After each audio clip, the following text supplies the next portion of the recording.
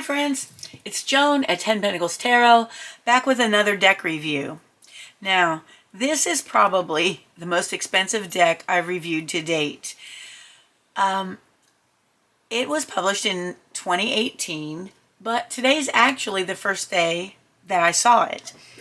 Now, this is called the Luminous Void Tarot, created by Laura Zuspan, who is an artist, and I looked this up because I had heard some really incredible things about it, and it turns out they're true. So this deck was selected for preservation in the prestigious MIT Distinctive Libraries, which houses a collection of the rarest historical art tarot decks in the world.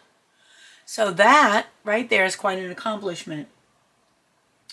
It's also featured in Tashin's book, The Library of Esoterica, the tarot version, the tarot book. Okay, and that book is on sale online for $40, and this deck ranges from $69 and up. So, in case you want to buy this. Now, it's been called a healing deck. Someone said that the watercolors are reminiscent of Rorschach ink blot tests, and that the person who I read the article said that it reaches you through the realm of emotion. So let's take a look at this. That's a lot of big claims for this deck. Okay, so it's a two-piece box. Looks like that on the side, the end, and the back says the Luminous Void Tarot.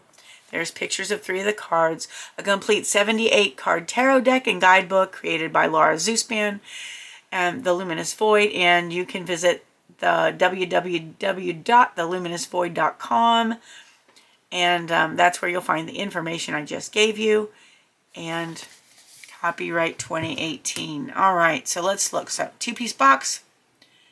Lift off the lid. That's what the inside looks like. Now, here's the little white book, and it is probably one of the thinnest little white books I've ever seen. So, it's obviously soft cover,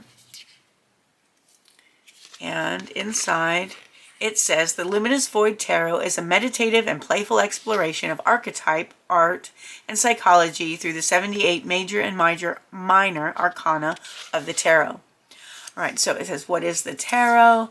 The tarot structure, it talks about the major arcana and the minor arcana, the suits of the minor arcana, the wands, the cups, the swords, and the discs or pentacles. And it talks about each of the suits. And then the court cards and what they relate to. And then the reason this book is so thin is because each card has 1 to 2 lines on it only. So, for example, it says the Fool, opening to the unknown with radiance, the Devil, humor, bondage, indulgence, and play, and so on. Then we go to the minor arcana. Each suit just has 1 page, so, and they each have a very small list of words that go with it, keywords rather, and how to read using the tarot. Here's a Golden Dawn tarot spread, that's interesting, deck ritual and care, and reading recommendations. All right, and that's it. That's the little white book. So I feel like basically with this deck, you're kind of on your own as far as reading goes. You'll want to get your own intuitive messages from this deck. So let's take a look at the cards. Okay, the back looks like this, which I absolutely love. It has the shiny gold on it. I think you can see that. And an otherwise matte finish deck. The edges are golden, gold edges. It's not that super shiny gold, but it's kind of, it's a little bit shiny. So that's the gold deck. Not super slick.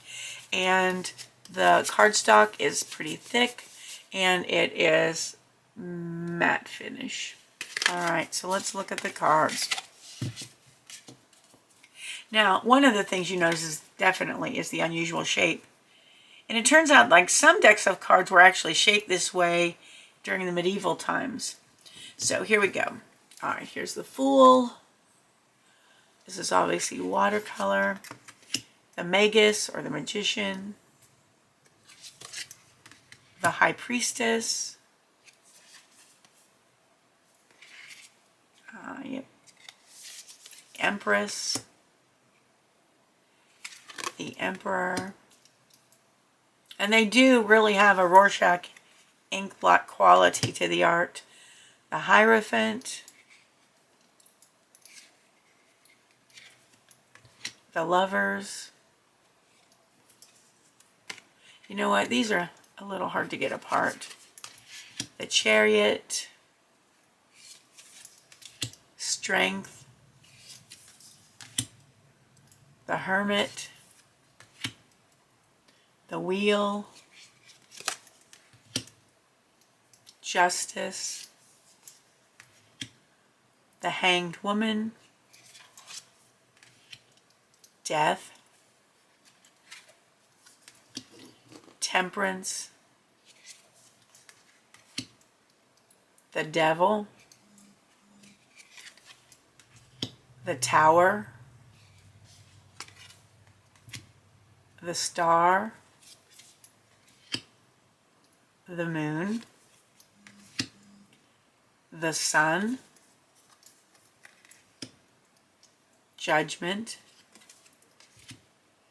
The World. The Ace of Wands. The Two of Wands. The Three of Wands. The Four of Wands. The Five of Wands. The Six of Wands. The Seven of Wands. The Eight of Wands. The Nine of Wands. The Ten of Wands. And then we come to the Page of Wands. The Knight of Wands. The Queen of Wands. And the King of Wands. All right, now for the Suit of Cups. We've got the Ace of Cups. The Two of Cups. The Three of Cups. And I see that this is, based on the Rider-Waite imagery. The Four of Cups. The Five of Cups. The Six of Cups. The Seven of Cups. The Eight of Cups. The Nine of Cups. The Ten of Cups. The Page of Cups. The Knight of Cups. The Queen of Cups. And the King of Cups. And then we have the Swords. The Ace of Swords. The Two of Swords. The Three of Swords. The Four of Swords. The Five of Swords. The Six of Swords. The Seven of Swords. The Eight of Swords. The Nine of Swords. The Ten of Swords. The Page of Swords. The Knight of Swords. The Queen of Swords. The King of Swords. And now we move on to the discs or pentacles. Ace of Discs. Two of Discs. Three of Discs. Four of Discs. Five of Discs. Six of Discs. Seven of Discs. Eight of Discs. Nine of Discs. 10 of discs, page of discs, knight of discs, queen of discs, and king of discs. All right, let's see how they shuffle. I have a feeling this is going to be a little tricky. All right, so obviously, well, you know what? It could happen. Well, they're not reversible, and there are no reversed meanings given. Of course, if you read reversals, that will be, fine. It's up to you. You can do your own intuitive reading of reversals. So I'm just going to not attempt to do the riffle shuffle because my fingers are too short and these are super long cards. And we'll just shuffle this way. We'll do a short one card reading to see what we can get from the book for whichever card we draw. So what does the universe want us to know today? What does the universe want us to know today?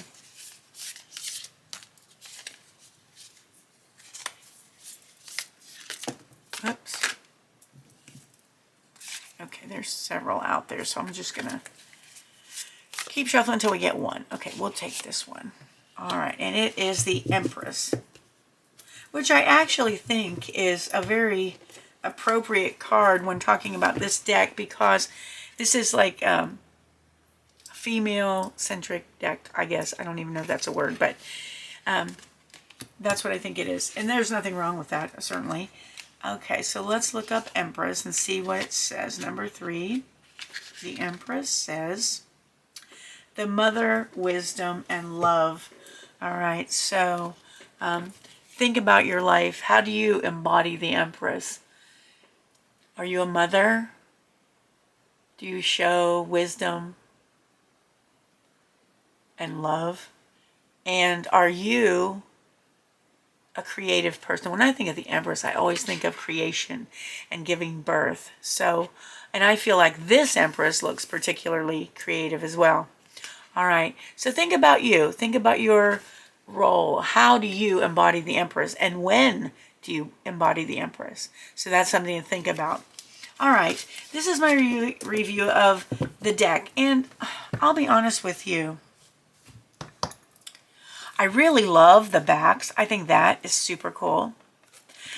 This, honestly, is not my type of artwork, but I see how it could really grow on you. And I'll be honest with you, I will have to work with this deck for a while before I finalize my opinion of it.